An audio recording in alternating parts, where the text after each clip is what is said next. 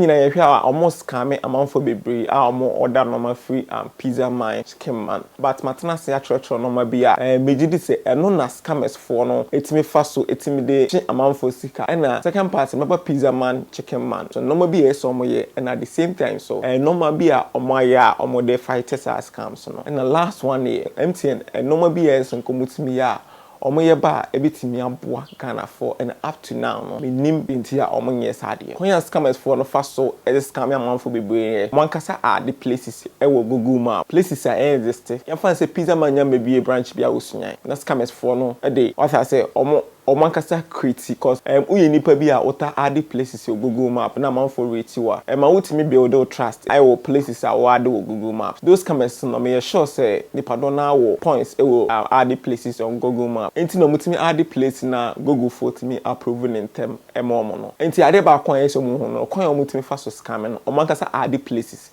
enti em fa ne say o osu na Pizzaman ni osu a because of so man add place no obi Google na bo Pizzaman near me omo di osu branch no memo even though say Pizzaman ni osu scammers phone number add osu nti scammer no ebe add the phone number e wo osu branch no nti for oh this is osu branch here Pizzaman you know how it is nti first one omo use no Pizzaman and Chickenman omo brand no ayekese nti definitely no scammers for better target you omo nti obetimi create website omo create website omo be design website to say Pizzaman and Chickenman nti obe wura ho numbers no be who Pizzaman and Chickenman. Oh, okay. The me from one we go see osu branch. And now say I be sit down so my branch. Nti ade ba kon mutime fa so mo this scam amanfo no. These scammers are very intelligent. Nti na me dey can post on my Facebook page on say omo ye very intelligent. Nti sa net here enye Pizzaman kon na omo scam omo almost coming use like big brands you know like say na man for down aduane bebe on so that scam we na any ekoso na dey ba ko say to yet nim say almost scammers for you know employer man for so like adwuma almost dey assume nti find ways and means vulnerability like at a big brand you know vulnerability no then no more use no more they are exploited then they execute the plan then no more konoma start scam amanfo nti sa net omo employ mani memma nyina nti obetimi afre girl no voice the oh Pizzaman okay ade a ekoso no ba say net ye yemfa ne say bia ti say lady na no complain no yemfa ne say oh person to aduane 78 Ghana cedis 78 Ghana cedis na omo send prompt ne bia onim say oh wa free Pizzaman Chickenman nti like they are trusted omo trust you nti like ebi work around with amount no share now say amount way and na o push amount for na now send this oh like amount as amount now we pushing a dozen e be 9,000 be or be 8,000 so what's going on oh sorry yeah but 70 way no in the bar say so yes send a command for 4 nti dem kra na o benya was scam kwa 100 cents be call but the padodo na no mutimi scam 2,000 Ghana cedis, 4,000, maybe 9,000, maybe 10,000 Ghana cedis. But chat into sanity. And at the moment, I will accept a command no, I will approve payment. And it's kind of better online, so I know push out platform to say be easy pay. Until the moment no within bare 1 minute no, quick.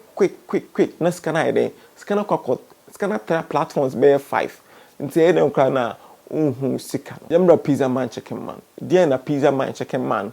Astatea or they prevent the clients from these scammers no ade ba common who ho ne say oko omo pages ni bia na omo say like on sanka aduane na mentwe scam no on sanka aduane na mentwe scam no and at the same time so omo number ye 1 pe nti so on fresh number omo pages ni na eno omo ye nti the moment omo scam am for the time and almost scam amount for na ade ba ko omo ye no nti ko omo police ni na no omo ye nti ade ba ko yen so omo ye ne say one say omo create because first na me create videos sisi ano na me bo Pizzaman and Chickenman website na anya ade a me hu no wo Google search nti ade ba ko yen so omo ye ne say omo for my website nimbra no more running advert so in case of say obi search Pizzaman and Chickenman na e na be ba first nti nipa no e be alert to okay Nti first link na nipa na ede. But I know say all prevent scams we take time. Na me gidi say how a Pizzaman na invest won adwuma no. When say these scammers no be say na brand. Gidi say omo work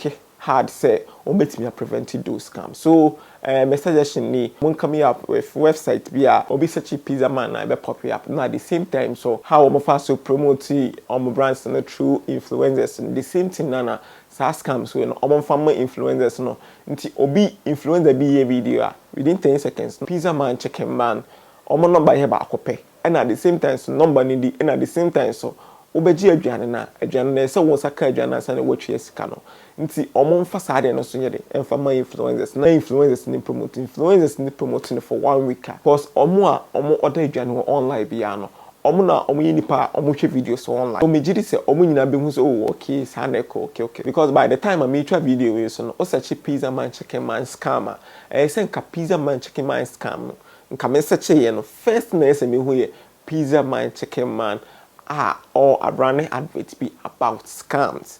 And yes, me who Pizzaman and Chickenman a man for complaining say Pizzaman and Chickenman or more order a normal scam yomo. Inti e ba say o search your Facebook now who say a man for complaining ahead Pizzaman and Chickenman or run advert or they against those scams. Even though say those fights we no I need take time but enche be 3 days 2 days no e be those changes no e wo okogogu said oko e be those changes na dey before say me free Pizzaman and Chickenman Ghana for me obi bi o hwe video you know onti ase say Pizzaman and Chickenman no enye o man kasa o website na amanfo ko hu numbers no wo ho yes scammers na no mo create omoko add place no mo add o man kasa o number enye Pizzaman and Chickenman o website na scammers na team kwakwa editor na say omo kwakwa hack na say bisa I know so omo work hard say omo be prevent those scams omo ntwa make say me sa video we but ade ba ko a minim no cause nipa no invest a lot say obe invested do some people so you know say scam say ye dey enkoso nti ya last one yembre MTN mobile money scams we start here no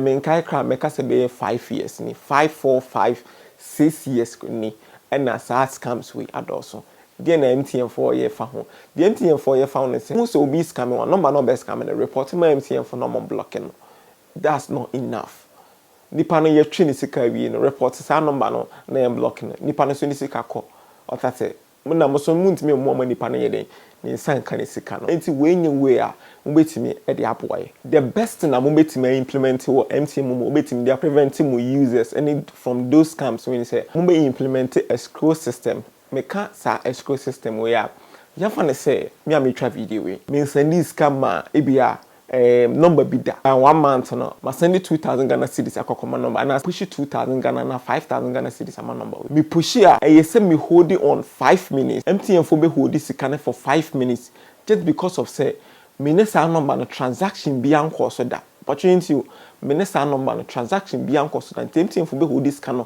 5 minutes it is 5 minutes when who say a wrong transaction na bossa code we *70 and as a boss *44# oba no abo what you see yes ebe hold the transaction na why enti e kire say nipa na wasend this kind of push this kind of man nipa no ontimi redo sika no sa na wo so san enka sika no for 1 week till say issue ne be resolve ama MTN for who say a scam and as a scam but you fan say wo push sika na mo bi wo push sika na mo bi no 5 minutes aba one more code bia nti MTN for release this kind e de money pa no but I say nti ade chen wasen push scan ma the same number no o push scan ma no nipa no and also 5 minutes aba one more command bi ya say bi MTN phone code third one wo push scan ma nipa ni bi one more command bi ya say nipa hold so automatically no system ni be detect who say sa nipa me number no ni sa nipa we e business and I nti nim ye ho but I say into the next transaction be cost be no me send ya na kwakoto nipa no wallet no so enhodi bi eno na ye system ye de ba e betimi prevent those scams tie fa ne say sa system ye mo chain 9500 oni nipa no ye transaction bi ada nipa na send command about 9000 Ghana cedis cause according to lady no or say 9000 Ghana cedis o mo chain ye no obo code no kan about transaction fail. The transaction fee no then so and go through the next command they buy no sa obo command ni wie no na 500 cedis was do not say 9500 nti say MTN for implemented our system we are. The moment oh issue sa 9,000 Ghana cedis na message in the baba no. Say what? 9,000 Ghana cedis. Na lady na kai say okay. MTN for crown running advert. Same time one the main influencer say so obo code bi. Wo 5 minutes say obetimi a hold the payment no. Ho na lady na bo code no quick no a hold the payment no. Nti scammer no ne stand ka scan no wa withdraw 5 minutes no. Leading the baby because MTN for 5 minutes. We issue payment within 20 seconds. Now when your message 2 or 4 minutes, 40 seconds. Say over to me, I hold it. Obi anywhere on to me more code in my head. You hold the payments. In the system, omit me prevent scams. Man kasa mati say man for the door now. Mo kasa mo na mo endorse scams. Na MTN for mo nim scams no won't be. Suggestion way dey be among fan table so and I mean you say national security fund or more propose start kind of formula way and a structure way that because I know say about security they know better than me so or more propose be say mama mo review the bar or the more share mo implement side way the bar mo hit for 2 months 3 months yen hwe how scam ne be nti mo in the bar na mo say okay yen fix say mo say be 1 year time no mo say on to say you scamming way 200 2,000. You're scamming we say, you're scamming we say.